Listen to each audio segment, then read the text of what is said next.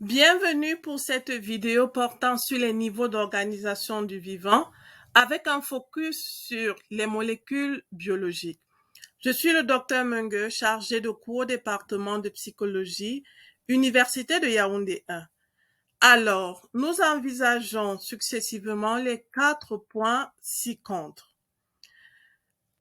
Liminairement, le vivant se définit comme une entité ou une chose qui est dotée de 5 caractéristiques phares. En effet, un être vivant doit naître, grandir, se nourrir en produisant de la matière organique ou en utilisant la matière organique produite par d'autres. De plus, le vivant doit s'assurer une certaine pérennité en se reproduisant et finalement, il est appelé à mourir. De manière indubitable, le vivant doit échanger avec son environnement, ce qui constitue son métabolisme.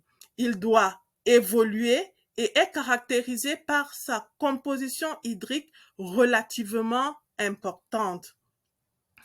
Selon les idées de l'évolution, le vivant est constitué de 13 niveaux d'organisation qui sont de l'échelle la plus petite à la plus grande, l'atome qui est l'élément fondamental de la matière, ensuite vient la molécule qui est un assemblage d'atomes, puis les organites qui sont de petits organes à l'intérieur des cellules, la cellule qui est l'unité fondamentale du vivant, le tissu qui vient par la suite est une association de cellules qui exercent une fonction commune, l'organe qui suit est une partie d'un appareil assurant une tâche précise.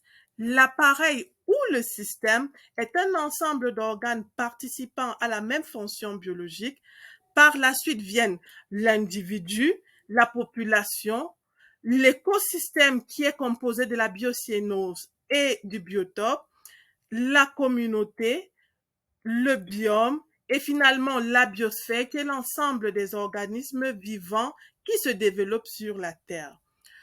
Pour cette vidéo, nous allons faire un focus sur les molécules du vivant.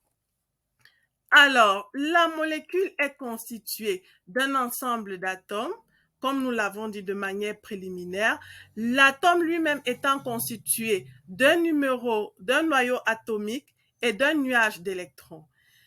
Ces atomes sont liés par des liaisons covalentes, ioniques ou hydrogènes. Parmi les molécules du vivant, on a premièrement les glucides qui sont des hydrates de carbone et sont classés en ose simple comme le glucose, en disaccharides comme le maltose et en polysaccharides. Ils servent de réserve énergétique, d'éléments de structure et de reconnaissance.